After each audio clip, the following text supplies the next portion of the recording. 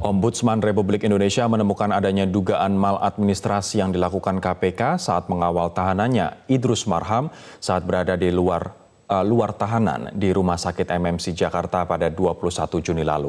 Apa saja temuan Ombudsman? Kita tersambung melalui telepon bersama Ketua Ombudsman RI Jakarta Raya Teguh P. Nugroho. Pak Teguh, apa saja sebenarnya temuan dari Ombudsman Jakarta Raya selain tidak menggunakan rompi tahanan dan juga tidak diborgol dan hanya ada satu petugas pengawal di sana?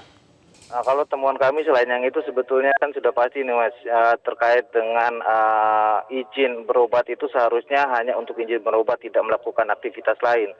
Tapi kami menemukan dan kami sudah melakukan proses pemeriksaan terkait dengan hal itu dan kami menemukan bahwa yang bersangkutan melakukan komunikasi dan bertemu dengan keluarganya, bertemu dengan pihak-pihak lain yang kami duga itu merupakan penasihat hukumnya, dan juga terkait dengan aktivitas di luar aktivitas untuk melakukan pemeriksaan kesehatan begitu Mas. Pak Teguh, artinya sebenarnya untuk berobat ini menurut KPK sudah sesuai dengan penetapan Hakim Pengadilan Tinggi DKI Jakarta yang mengabulkan permohonan untuk berobat. Tapi yang dipermasalahkan Ombudsman adalah kegiatan lain dan juga state dia di mana dia tidak diborgol dan diberi baju tahanan begitu. Betul. Jadi kalau izin ya KPK memang tidak bisa menahan seseorang untuk berobat karena itu penetapan pengadilan, memang itu wilayah kewenangannya pengadilan. Tapi untuk pengawalannya itu wilayah kewenangan yang dimiliki oleh KPK. Nah itu yang kemudian kami persoalkan dan kami nyatakan itu sebagai maladministrasi. Karena itu bertentangan pertama dengan peraturan internal KPK sendiri, RKPK 01/2012 dan Perpim KPK 03/2019. Seharusnya semua tahanan KPK itu diborgol dan kemudian diberikan rompi dan kemudian dilakukan pengawalan. Nah, hal ini kemudian sudah kami konfirmasi dan itu tidak terjadi begitu. Baik, Pak Teguh, ini Febri Diansyah, juru bicara KPK mengatakan bahwa ketika berobat itu sekitar jam 11 mendekati waktu sholat Jumat, kemudian diberi waktu untuk sholat Jumat sehingga tidak mungkin orang akan melakukan ibadah dalam kondisi diborgol, dalam kondisi mengenakan rompi tahanan. Tanggapan Anda terkait dengan pembelaan ini? Ya, itu dimungkinkan begitu ya. Tapi kan kita lihat sendiri dari pemeriksaan CCTV kita ke CCTV di MMC dan Citadens itu terlihat bahwa sejak dari turun dari mobil, ketika Jumatan dan sesudah Jumatan, dan kemudian melakukan aktivitas lain sampai kemudian kembali ke rutan tahanan itu sekitar jam pukul 3.48-an itu memang tidak ada sama sekali pemborgolan dan pemberian rompi. Jadi memang ya kalau misalkan pas Jumatan itu ya bisa kita pahami, tapi begitu setelah Jumatan juga itu tidak terjadi begitu Mas. Menurut Anda apa Mas Teguh, menurut Anda apa implikasi dengan Idrus Marham bisa kemudian menggunakan teleponnya, kemudian bisa berbicara dengan kuasa hukum, dan bahkan bisa bertemu keluarga di luar tahanan? Nah itu yang paling jelas itu kan terkait dengan pertemuan dengan penasehat hukum kan sebetulnya ini merugikan KPK sendiri. Karena Idrus Marham bisa memberikan informasi-informasi yang menguntungkan dia terkait dengan proses banding. Makanya kemudian pihak pengadilan hanya menetapkan kepentingannya untuk berobat, tidak untuk yang lain. Karena kalau itu dilakukan untuk hal yang lain itu dianggap bisa merugikan sebetulnya pihak KPK sendiri begitu. Baik, apa langkah dari Ombudsman selanjutnya? Tadi informasinya laporannya belum diberikan kepada pimpinan KPK. Kenapa Mas? Ya kami akan mempersiapkan penyelesaian laporan akhir pemeriksaan itu dan kami menemukan satu bukti yang sangat signifikan. Yang menurut kami itu bukan wilayahnya maladministrasi tapi itu bisa berimplikasi lain gitu. Implikasi yang lebih serius daripada tindakan korektif dari sisi maladministrasi Mas. Dan itu harus dikonfirmasikan langsung ke pimpinan KPK. Oke, apa konsekuensi yang lebih serius dari maladministrasi menurut Anda? Itu banyak, bisa pidana, bisa yang lainnya begitu. Baik, bagaimana dengan rencana Ombudsman untuk memanggil pimpinan KPK dalam kaitannya untuk konfirmasi? Ya itu akan kami lakukan pada hari Selasa nanti gitu, dan kami berharap sekali pimpinan KPK bisa langsung hadir untuk memenuhi permintaan keterangan yang akan kami sampaikan pada hari Selasa itu. Karena ini terkait dengan institusi KPK sendiri begitu. Mas, mungkin yang menjadi pertanyaan publik juga adalah kenapa KPK? Kenapa tidak organisasi yang lain di saat organisasi yang lain banyak juga maladministrasi? Kenapa fokusnya saat ini di KPK, Mas? kami melakukan pemeriksaan ke seluruhnya, Mas. Jadi misalkan dalam bulan ini kami melakukan pemeriksaan, bahkan kami sidak langsung ke LP Cipinang. Kami melakukan mystery shopping dan penyusupan untuk mendapatkan informasi ke Rutan Depok. Kami melakukan sidak dan pemeriksaan di Lapas Bekasi, juga di di Lapas Cikarang dalam waktu yang bersamaan.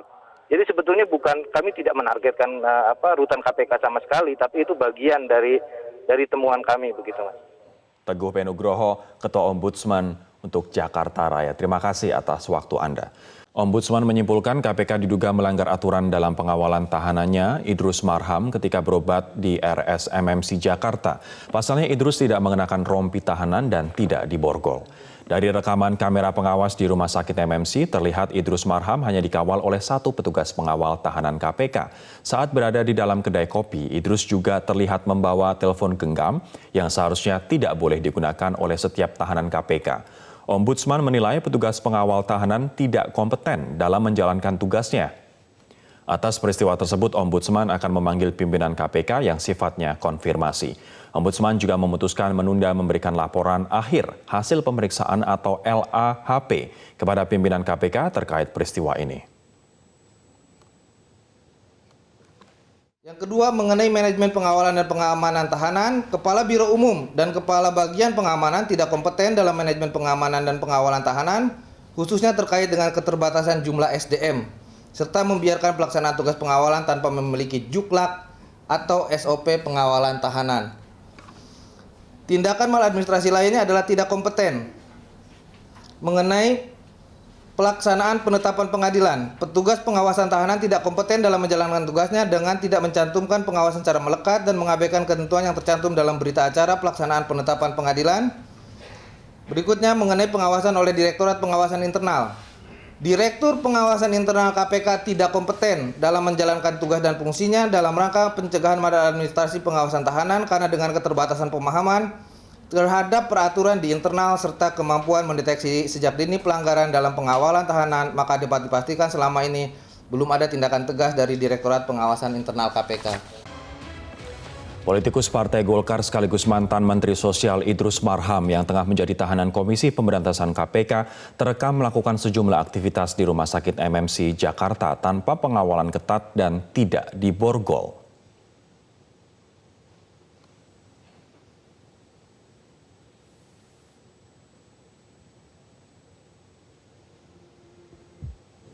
Idrus Marham terdakwa kasus korupsi proyek pembangkit listrik tenaga uap Riau 1 terekam kamera berada di Rumah Sakit Metropolitan Medical Center atau MMC Jakarta pada 21 Juni lalu.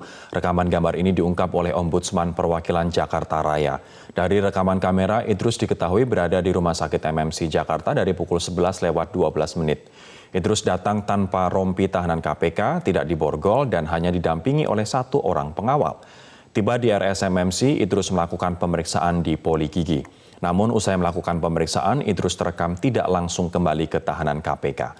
Usai diperiksa, Idrus melakukan salat Jumat dan berada di coffee shop atau kedai kopi Rumah Sakit MMC. Di kedai kopi ini, Idrus bertemu dengan keluarga dan kerabatnya. Idrus diketahui baru meninggalkan Rumah Sakit MMC pada pukul 3 sore.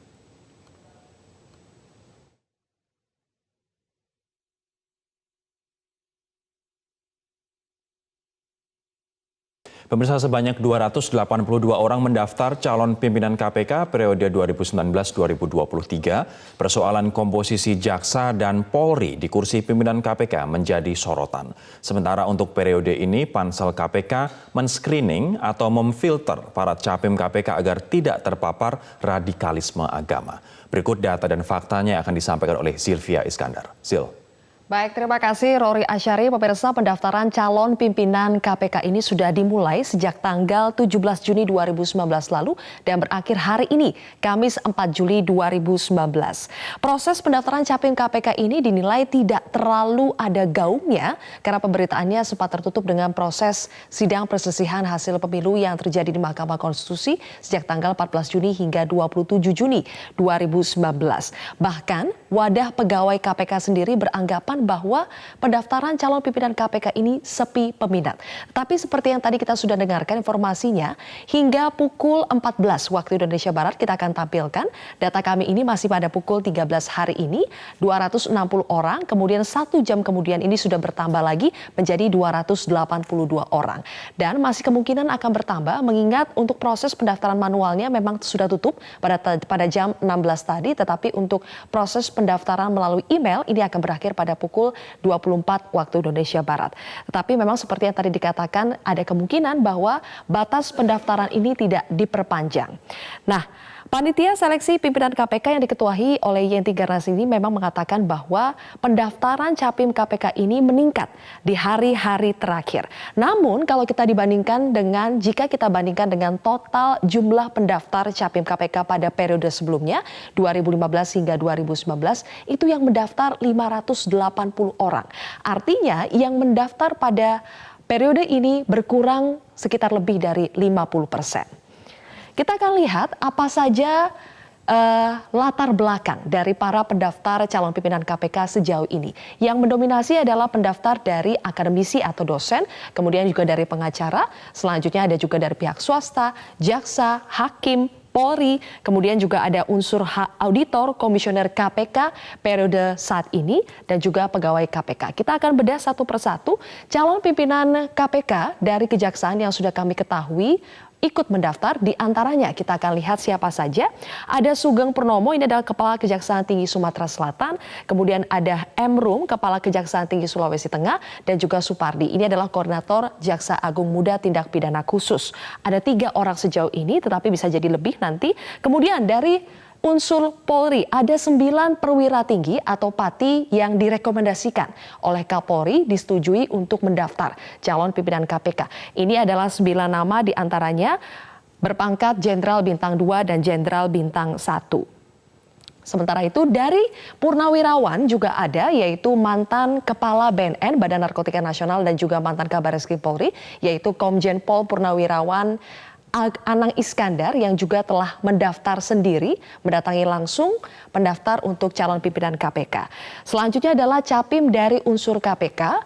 Yang kami terima informasinya ini ada Pahala Nainggolan yang merupakan Deputi Pencegahan KPK periode ini. Sementara untuk komisioner KPK tadi disebutkan diperkirakan ada 3 komisioner incumbent yang kembali mendaftar untuk periode selanjutnya.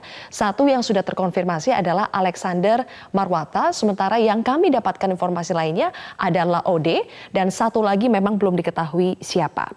Selain itu soal pekerjaan rumah KPK, kita akan lihat pansel ini menyoroti tentang isu radikalisme. Selain memang masih ada tunggakan kasus-kasus besar di KPK, pada periode ini pansel pimpinan KPK tampaknya concern atau menyoroti isu radikalisme karena ada informasi salah satunya dari Indonesia Police Watch yaitu Neta Espane yang mengatakan bahwa sekarang itu berkembang isu ada 2 kelompok atau 2 kubu di internal KPK, yaitu kelompok polisi India, kelompok di luar dari kelompok yang sudah ada saat ini atau disebut dengan kelompok Taliban, dan ada pemimpinnya masing-masing. Disebutkan bahwa kelompok polisi India ini adalah kelompok di luar Novel Baswedan, sementara kalau kelompok Taliban itu adalah kelompok Novel Baswedan. Ini adalah informasi, tapi tentu saja ini harus lagi ditelusuri lebih lanjut untuk kebenarannya. Mendapatkan informasi demikian, maka pansel pimpinan KPK ini mendatangi BNPT untuk melacak rekam jejak Capim yang mendaftar dan tentu saja untuk menelusuri rekam jejak agar betul-betul bebas dari isu radikalisme. Selanjutnya kita akan lihat lagi ini soal mengapa unsur dari jaksa dan Polri itu begitu penting di pimpinan KPK. Kita akan lihat terlebih dahulu sebelumnya di 3 periode KPK sebelumnya ada 3 pimpinan KPK yang berasal dari unsur kejaksaan dari periode 2003 hingga 2007, ada Antasari Ashar di periode 2007-2011, dan periode selanjutnya juga ada Zulkarnain. Sementara untuk periode ini 2015 hingga 2019 tidak ada lagi unsur dari kejaksaan. Padahal kalau menurut Antasari Ashar, komposisi TNI, Polri dan Kejaksaan itu begitu penting di pimpinan KPK karena mereka ini paham soal perkara sehingga tidak mudah untuk dibodohi bawahannya, disebut Antasari Ashar seperti itu. Kita lihat di sini, ini adalah pernyataan resmi dari Antasari Ashar. Selain memang agar 5 unsur pimpinan KPK ini betul-betul bisa saling mengisi dan melengkapi satu sama lain. Nah, ada sejumlah persyaratan yang harus dipenuhi untuk mendaftar Capim KPK. Di antaranya adalah WNI, kemudian berijazah sarjana hukum atau sarjana lain yang memiliki keahlian dan pengalaman sekurang-kurangnya 15 tahun, tidak hanya di bidang hukum, tetapi bisa juga di bidang lain seperti ekonomi, keuangan, perbankan. Dan tentu saja pemirsa ini juga harus membuat makalah tentang menggagas akselerasi peran KPK dalam pencegahan dan pemberantasan korupsi maksimal sebanyak 10 halaman. Meski jumlah pendaftar Capim KPK periode ini dinilai lebih jauh berkurang secara kuantitas, tetapi Yenti Garnasi mengatakan bahwa yang terpenting adalah kualitas. Dan ia yakin pada periode kali ini banyak orang-orang yang berkualitas untuk mendaftar sebagai calon pimpinan KPK. Kita akan terus melihat perkembangan dan kita kawal prosesnya agar betul-betul pada periode ini bisa dihasilkan komisioner KPK yang tangguh dalam melawan dan mencegah korupsi dan bukan sebaliknya gampang diintervensi. Silakan Rory. Terima kasih Zilvia atas laporan Anda dan juga pemaparan data serta faktanya.